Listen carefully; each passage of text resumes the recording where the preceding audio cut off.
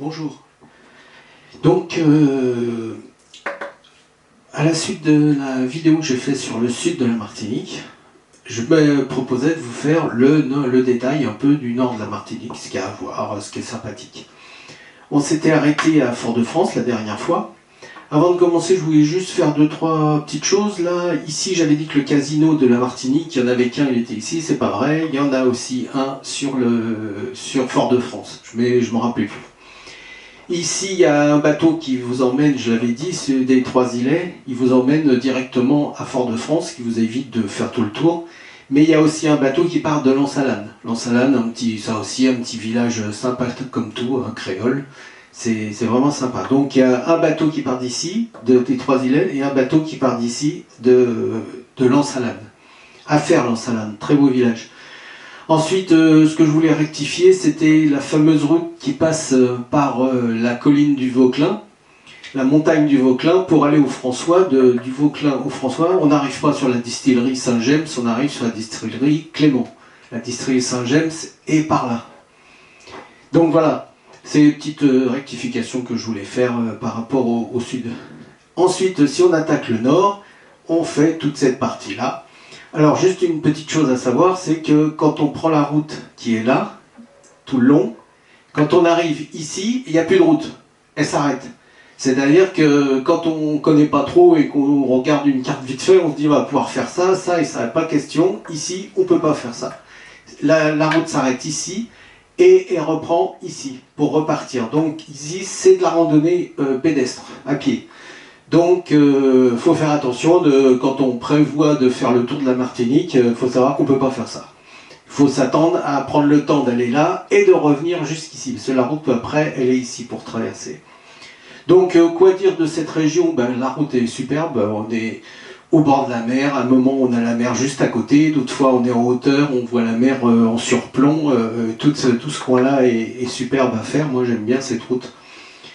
Le bord de mer. Donc on passe par Casse-Pilote, une ville traditionnelle, hein, rien à dire de spécial. Bellefontaine, c'est là où il y a les centrales thermiques pour alimenter toute la Martinique en électricité. Pour l'info, les chaudières ont été changées il y a 2-3 ans, ou peut-être un peu plus, 3-4 ans, et elles sont moins polluantes. C'est l'avantage des nouvelles chaudières qu'ils ont mis pour faire l'électricité de la Martinique. Ensuite, on arrive au Carbet. Alors le Carbet, c'est assez touristique, le Carbet. Hein. Peut-être dans ce coin-là, c'est peut-être le coin le plus touristique de cette région-là, un peu comme là. Le Carbet, c'est sympathique à faire. Quand on arrive sur le Carbet, le premier rond-point, on tourne à gauche, on prend une espèce un chemin de sable, je dirais, un chemin de terre, un chemin de sable. Et là, on peut faire pratiquement toute la ville côté mer. Et là, il y a plein de restaurants. Là aussi, il y a pas mal de locations tout le long. Si on regarde les sites, il y a pas mal de locations dans ce coin-là. Mais c'est à faire parce que c'est joli comme tout. Il y a les cocotiers, on se balade, on peut prendre la voiture, quoi. C'est ça l'avantage. Si on ne fait que traverser par là, on traverse en voiture. Donc le Carbet, c'est là aussi, il y a le zoo de la Martinique. Alors le zoo de la Martinique, il est dans une ancienne sucrerie. Et donc, ils se sont servis des infrastructures pour faire un zoo. Alors, il y a des vieilles machines de l'époque, il y a des ruines, évidemment. Mais c'est fait de telle façon que c'est tout à fait sympathique de visiter le zoo de la Martinique. Bon, ça leur fait des sous, évidemment, si vous y allez. Et puis, il y a un ou deux petits restaurants à l'entrée du zoo où j'ai mangé, que c'était très bon. Donc voilà, le Carbet à faire, c'est vraiment une petite ville sympa. À l'entrée du Carbet, il faut le dire, juste quand vous arrivez au Carbet, toujours en arrivant de là, vous avez un hôtel club là, un hôtel club qui appartenait à une grosse chaîne à une époque, je crois. Donc il y a un grand hôtel. Si quelqu'un disait tiens, je vais aller passer quelques jours dans le nord, faut savoir qu'au Carbet il y a un hôtel qui est un peu hôtel club, c'est sympa. Ça c'est le Carbet. Ensuite on continue, on arrive à Saint-Pierre. Saint-Pierre, l'ancienne capitale, hein, celle qui a été détruite par l'éruption de 1904, je crois. Donc c'est là où, pour ceux qui aiment les vieilles pierres, hein, c'est là où il y a toutes les ruines de la ville. Il y a l'ancien théâtre, il y a plein de choses. Et c'est là aussi où il y avait le fameux bagnard qui était dans un cachot hermétique, si je peux dire, et qui n'est pas mort, qui a été brûlé mais pas mort. Il a été exposé dans les cirques, enfin bref. C'est la fameuse histoire de ce, je sais plus son nom, c'est connu, à Saint-Pierre. Donc Saint-Pierre à visiter. Alors, il faut bien savoir que dans ces coins-là, il n'y a pas énormément de commerce, quoi. Il n'y a pas trop de supermarchés, il n'y a pas trop de commerce traditionnel, quoi. Je veux dire, donc, faut faire attention. Si vous bouez dans le coin, le savoir alors que là, il y a tout ce qu'il faut, quoi. Alors que là, c'est déjà un peu. Moi, comme j'y vais depuis quelques années, j'y vais au mois d'octobre. Je me suis vu arriver à Saint-Pierre. Et pas trouver rien d'ouvert, quoi, mais un truc de ouf, quoi. Je me disais, mince, comme j'avais pris une petite location dans le coin, un petit Airbnb, je me suis dit, tiens, je vais acheter ce qu'il faut pour ce soir, et j'ai rien trouvé d'ouvert, quoi. Mais au mois d'octobre, on s'entend bien, au mois d'octobre. Ça peut intéresser les gens qui ont envie d'y aller quand l'île est tranquille, quoi. Ensuite, on continue. On arrive au Prêcheur. Le Prêcheur, c'est la dernière ville de ce côté-là, hein, du côté ouest de l'île. Alors le Prêcheur, c'est une petite ville tout à fait sympathique, hein, créole aussi, il n'y a rien à dire, c'est sympa comme tout. Il y a des petits restaurants qui sont très bons, je les ai déjà faits, ils sont très bons. Et quand on continue, la route s'arrête, c'est ce que je vous disais. La route s'arrête ici. Alors la route s'arrête, mais il y a cette fameuse route qui va à l'Anse-Couleuvre. Alors l'Anse-Couleuvre, c'est à faire, hein, c'est une espèce de crique. Et alors, il faut savoir que à partir de là, toutes les plages sont en sable noir, hein, pratiquement. Enfin, c'est de pire en pire. Hein. Ça commence là, et puis vers ici, c'est carrément noir. Alors, c'est une crique qui est un peu angoissante pour moi, parce qu'elle est déjà en sable noir, elle est entourée de falaises, et puis il y a la forêt tropicale juste à côté. Enfin bref, quand vous êtes dans cette crique, au mois d'octobre, tiens, j'en reparle, quand vous êtes que deux sur la plage, quoi, vous êtes un peu angoissé, quoi. Vous dites, oh là là, c'est bizarre cette plage. Mais justement, c'est ce qui fait son charme, quoi, c'est que ça sort de l'ordinaire, quoi. Donc, l'Anse-Couleuvre à faire. Alors, pour y aller, c'est une petite route qui descend, hein, comme je disais dans la première vidéo du sud. Faut pas hésiter à y aller, quoi, parce que des fois, on se dit, oh là là, où ça m'emmène, ça descend un max. Mais bon, en définitive, on y arrive, à part s'il y a des voitures qui viennent dans l'autre sens, ça peut être un petit peu rock'n'roll. Mais vous arrivez sur un petit parking, et là, à pied, vous allez à l'Anse-Couleuvre. Donc on est en plein milieu de la forêt tropicale, c'est génial. Donc voilà, ça c'est l'Anse-Couleuvre ici, par cette petite route dont je vous parlais, et la route s'arrête ici. Donc si on veut aller là, il faut prendre la route qui traverse ici, mais on y revient. Donc, quoi dire d'autre? Tout ça, c'est vraiment super parce que vous voyez, on est en flanc de volcan, donc ça donne un décor vraiment magnifique. Donc, on redescend, du coup, sur Saint-Pierre. Alors, sur cette route-là, pour aller de l'autre côté, donc on passe par la distillerie de Paz. Distillerie de Paz, qui à une époque, paraît-il, c'était la dernière distillerie qui appartenait à la même famille, qui n'avait pas été achetée par un gros groupe. Parce que la plupart des distilleries aujourd'hui et des marques de rhum appartiennent à des gros groupes français, style Cognac, les champagnes, les machins, les bidules.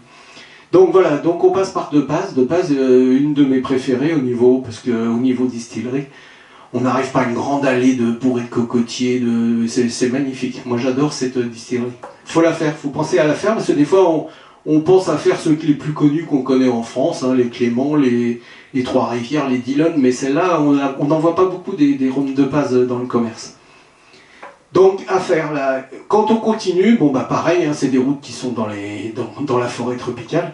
On arrive Morne-Rouge, qui est une grande ville du Nord, hein, une grande ville traditionnelle, et on continue sur Ajoupa-Bouillon. Alors, tout ça, c'est des routes dans la forêt tropicale. Et c'est des villes qui sont pas en bord de mer, donc il y a si on peut dire, ça a moins de charme que toutes les villes qui se baladent au bord de mer, c'est évident. Donc, dans ce coin de Morne-Rouge, là, c'est les accès au volcan. Donc là, vous avez des routes, c'est marqué, montagne pelée, vous y allez.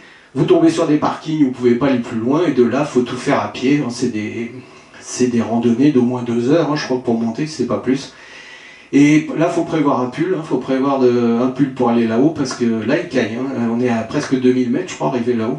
Donc, dès qu'on arrive sur le parking, d'ailleurs, on sent déjà que c'est plus la même température. Donc, par ici, vous avez les accès à la montagne pelée.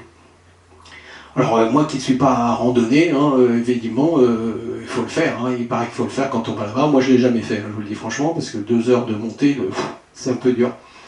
Donc voilà, ici c'est Mandin Rouge, après on continue, il y a Ajoupa-Bouillon. Ajoupa-Bouillon pareil, c'est une petite ville dans les terres, hein, donc il n'y a pas la mer évidemment. Et là il y a un truc qui est superbe, c'est les gorges de la Falaise. Les gorges de la Falaise, c'est ce qu'on pourrait appeler une rivière souterraine. C'est-à-dire vous arrivez au début des gorges de la Falaise, hein, il y a un parking, vous garez, il y a des guides qui sont là et qui vous emmènent, en les attendant qu'il y a un peu de touristes hein, qui arrivent. Et on descend déjà dans la forêt tropicale, un petit chemin un petit peu chaotique, c'est assez sympa, c'est des paysans. Et on arrive dans une rivière, dans le lit d'une rivière. Et dans cette lit de rivière, on remonte un peu, et là, à droite, on tourne et on rentre dans la montagne, dans une espèce de grotte. Hein, alors ils appellent ça un canyon parce qu'on voit le jour en haut, mais c'est assez haut. Hein. Et donc, on se balade là-dedans, on commence à entrer dans cette grotte, dans cette rivière souterraine, on va dire. Et là, vous avez des trucs à escalader, de la pierre à escalader, et vous avez des fosses. Alors des fosses de 1,50 m, 2 mètres, donc il faut nager, vous recommencez à grimper, vous retombez dans des fosses, jusqu'à arriver à la cascade qui est au bout, hein, qui est pareil dans une espèce de grotte, donc c'est assez impressionnant. Et donc on se fait masser sous la... Enfin c'est sympa à faire. Ajoupa-Bouillon, et les gorges de la Falaise, il faut le faire, parce que c'est sympa. Alors quand vous avez eu des gros orages la veille, choses comme ça, là souvent c'est fermé, parce qu'il y a trop d'eau qui tombe, et là ça devient dangereux. Mais sinon, et alors si vous êtes plusieurs, alors là c'est une grosse partie de rigolade, il n'y a pas de problème. Donc voilà, donc ça c'est Ajoupa-Bouillon, et de là on peut récupérer pour aller là, puisque je vous ai dit on pouvait pas traverser là, c'est de la randonnée ici. La route s'arrête ici, et s'arrête ici. Donc on fait cette partie-là. Alors cette partie-là, c'est les villages les plus reculés de la Martinique, hein, si on peut dire. Donc c'est sûrement touristique en période touristique, mais par exemple au mois d'octobre, c'est le grand désert, et c'est ça qui donne le charme, quoi. C'est superbe. Hein. Et il y a même des falaises par endroits, c'est jusqu'à Grand-Rivière. Grand-Rivière, c'est pareil, mais tout ça, c'est des petits ports de pêche des anciens, parce qu'aujourd'hui, c'est un petit peu modernisé. Mais avant, c'était des petits ports de pêche de pêcheurs, quoi. Hein. Ici dans ce coin-là, on a la distillerie JM, une belle distillerie. On descend dans un espèce de jardin tropical, et puis tout d'un coup, un jardin tropical, je dis bien, et on arrive dans les bâtiments de la distillerie, mais l'intérieur est beau, avec des lumières et tout, c'est joli. J'aime bien, et puis le rhum est bon, j'aime bien le JM. Voilà, donc par là, la distillerie JM, donc on a fait ce coin-là. Hein. Ici, quand on repart là, bah, on va jusqu'au François où on s'était arrêté là-bas. Donc là, on passe par le Lorrain, le Marigot et donc Sainte-Marie, où est la distillerie, la fameuse distillerie Saint-James. La fameuse où je vous disais dans la première vidéo qu'il y avait un petit train. C'est dans celle-là qu'il y a un petit train qui vous balade dans les plantations et tout. La distillerie Saint-James qui est donc ici. Donc ces villes-là, bah, c'est des villes qui sont, comment dirais-je, elles sont un peu moins touristiques, hein, ça c'est clair, net et précis. Et donc, mais faut se balader dedans, faut s'arrêter, faut visiter, il n'y a pas de problème. Hein. Et toute cette partie-là. Après, vous arrivez à la Trinité, qui est déjà plus grand, parce que c'est l'ancienne sous-préfecture de la Martinique. Donc c'est assez grand, la Trinité, il y a un port, un petit port de plaisance, il y a tout ce qu'il faut. Et c'est une grande ville, quoi, on va dire que c'est une grande ville. Et ça vous donne l'accès à la presqu'île de la Caravelle. Alors, la presqu'île de la Caravelle, moi je l'ai faite, à chaque coup que j'y vais, je la fais parce que j'adore, c'est très sauvage. Et en plus, les bords de mer sont un petit peu différents. Il y a même des coins où les gens font du surf. Il y a des vagues qui sont assez costauds dans le coin. Hein. Pourquoi? Parce que l'Atlantique arrive comme ça, et là, l'eau, elle est ici, donc ça doit faire des courants, je sais pas. Mais toujours est-il qu'il y a des belles vagues dans le coin. Donc c'est sympa comme tout, c'est sauvage, jusque là où il y a le château du Buc, ça s'appelle. C'est un ancien corsaire, donc c'est tout un coin là qui était son fief, qui est à visiter. C'est payant, je crois, faut payer l'entrée pour y aller, c'est pas cher, hein, mais il faut payer l'entrée pour visiter, parce que c'est bien entretenu et tout, c'est sympa. Et puis toute cette partie-là, bah, faut voir si vous avez le temps de le faire, de se balader par là, parce qu'on longe la forêt, là, et il y a tous les bateaux qui viennent jeter l'ancre, là, et tout, il y a pas mal de bateaux dans ce coin-là, de gens qui se baladent, hein, qui font le tour du monde, peut-être, j'en sais rien. Donc voilà, à faire la Caravelle et à faire, parce que quand on se balade, on n'y pense peut-être pas trop quand on y est une semaine, hein, qu'on n'a pas trop de temps, de la faire, mais c'est dommage parce que c'est à faire. Après on descend sur le Robert. Donc, alors c'est pareil, hein, il y a la route principale, hein, mais il y a aussi toutes les petites routes. Alors si on a le temps, il faut les prendre. Moi je me suis vu le faire et de me retrouver dans un petit hameau de 5-6 maisons avec les barques des pêcheurs. À la limite, les gens vous regardent arriver parce qu'il ne doit pas y avoir beaucoup de touristes qui se baladent dans ces coins-là. Et vous tombez dans des coins superbes, quoi, les petites criques avec les bateaux de pêcheurs, c'est vraiment génial. Donc, mais sinon, si on prend la route, on arrive au Robert. Là, il y a le François Robert. Alors, entre les deux, là, ici, vous avez plein de petites îles. Alors, c'est pour ça qu'il y a des pêcheurs ou même des petites entreprises de touristes qui vous font faire des journées bateau avec le baptême du rhum. Ils vous font visiter la mangrove, vous montez dans des kayaks pour vous balader. C'est assez sympa. Donc, au Robert et au François, il y a ce genre d'activité. Pourquoi? Parce qu'il y a plein d'îles. Alors celui qui a le permis bateau, il se loue un petit bateau à la marina du François, il y a de quoi s'amuser là. Bref, voilà, donc on retourne au François. Donc on a fait tout le tour. On a fait tout le tour. Un peu rapide, pourquoi? Parce que c'est vrai que tous ces coins-là, je ne m'y suis pas arrêté, quoi, si je puis dire. Enfin, je m'y suis arrêté, mais je ne suis pas resté une journée, ni 48 heures dans ces coins-là. Parce que il y a pas de, c'est moins touristique, hein, malgré que j'y vais souvent, je reste un touriste. Hein. Donc le touriste, il est plutôt, si vous voulez faire vraiment une ambiance touristique, c'est plutôt par là, quoi. Donc c'est vrai que j'ai moins de choses à vous dire sur ces régions-là. Ensuite, qu'est-ce qu'on a d'autre? On a, à partir de Fort-de-France, vous avez la route de la Trace. Alors la route de la Trace, elle passe par le jardin de Balata, le fameux jardin de Balata, qu'on a tous entendu parler dès il est par là, genre, dès qu'on parle de la Martinique, qu'on commence à s'intéresser, le jardin de Balata, on vous dit qu'il faut le faire. Bon, c'est vrai que c'est un jardin tropical, c'est joli comme tout, il n'y a rien à dire, hein, il y a plein de plantes exotiques. Moi j'ai dû le faire 3-4 fois, et les dernières fois que j'ai fait, il y avait des ponts de singes, vous savez, des ponts en cordage avec du bois et tout. Donc ça donnait une petite ambiance aventure, c'était sympa. Bon, le jardin de Balata est à faire. Quand on va là-bas, il faut faire le jardin de Balata. Ensuite, un peu plus haut, vous avez les anciens thermes de la Martinique. Alors, les anciens thermes, il faut les choper. Hein. Vous êtes sur la route principale, il y a une petite pancarte. À la limite, il vaut mieux prendre une carte pour y aller. Et bon, bah ça, c'est un peu bizarre comme endroit. Il y a un petit immeuble de 2 étages, tout en longueur. Vous arrivez sur un parking, et puis, enfin, vous descendez un peu, vous arrivez sur un parking, et puis là, il y a cet immeuble. Et en contrebas, vous avez les thermes proprement dites, où là, c'est un peu abandonné, hein, tout ça. Hein, c'est un peu abandonné. Oui, je ne l'ai pas dit, c'est les anciens thermes de la Martinique. Vous descendez, et là, il y a une espèce de jet, de robinet, où sort de l'eau chaude, l'eau tiède, bien tiède d'ailleurs. Et c'est les anciens thermes de la Martinique qui ont été abandonnés, je crois, il y a une quinzaine ou une vingtaine d'années. Alors ils pensaient les remettre en route, mais l'endroit est un peu spécial, quoi. Moi, je trouvais que c'était... Ça foutait un peu la trouille parce que c'est en plein milieu de la forêt tropicale, ce truc-là, c'est un peu bizarre. Bon, bref, c'est les termes, mais c'est à faire, hein, c'est vrai que ça dépayse un peu, quoi. C'est à faire. Ensuite, quand on continue, on récupère pour passer par Font-Saint-Denis, ce qu'on appelle.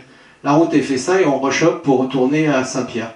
Et à l'embranchement de Font-Saint-Denis, là, sur la grande route qui monte, si vous tournez là, pour aller sur Font-Saint-Denis, vous avez une cascade à faire, ça s'appelle la cascade de Saut-Gendarme. Pourquoi? Parce qu'il y a un gendarme qui est tombé de la cascade, bon, je ne sais pas ce qu'il voulait faire. Alors pareil, on descend à la forêt tropicale, on arrive sur une rivière, et puis un peu plus haut, vous avez une grande cascade.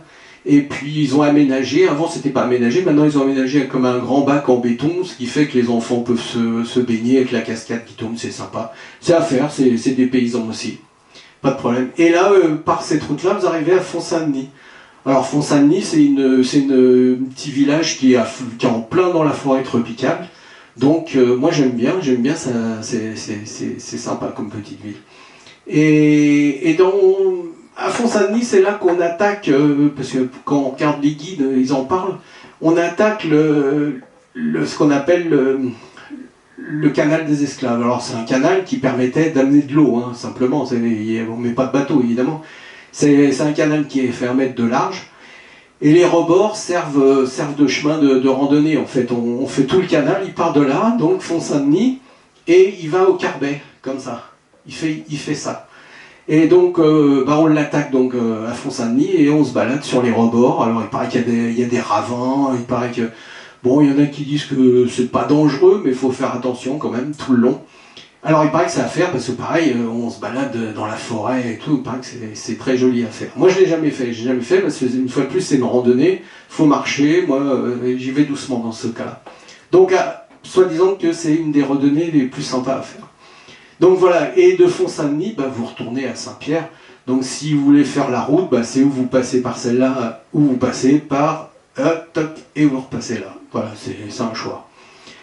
Alors ça, c'est dans la forêt tropicale. Ça, c'est en bord de mer. Bon, c'est vrai que cette route-là, elle est magnifique, parce que si vous regardez bien sur la carte, c'est tout hachuré. Pourquoi? Parce que ça monte, ça descend, on voit la mer, on est au bord de la mer, c'est vraiment joli comme route.